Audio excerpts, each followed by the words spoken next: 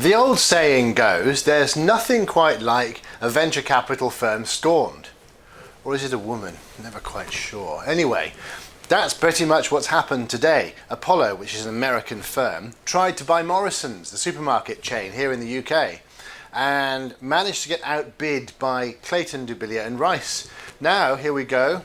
Morrisons is really flying high. They are riding this wave of trying to get companies to buy them, and now the bid is up to £7 billion, causing a huge volatility and lots of increase in share prices. Now, Apollo was one of the companies that was bidding for Morrisons, and it got its nose put out of joint by Clayton, Dubilier and Rice, who upped their bid to try and outbid Apollo and Fortress and so forth. So now you have, it still hasn't been accepted, but you have Morrisons looking at the original buyer, Clayton, Dubilier and Rice, who wanted to pay £5 billion. Now they want to pay £7 billion.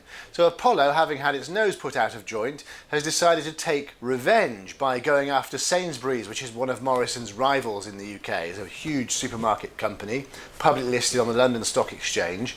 And Apollo is now offering £7 billion to buy Sainsburys. Rather than trying to challenge Morrisons' potential buyer by giving them a similar and perhaps slightly higher bid, they're going after a competitor to see if they can compete against who they tried to buy in the first place. That's going to be really interesting, and Sainsbury's share prices this morning are flying high. They are rocketing up 16% this morning, which is huge. That's a huge increase for an already very stable company.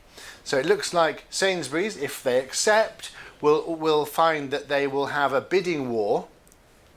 The pair of them will have a bidding war, and if Sainsbury's accept the deal and Morrisons accept their deal, they valued around about the same, which puts them in direct competition with two companies that have got an axe to grind against each other. Looks like volatility in supermarket stocks is the way ahead.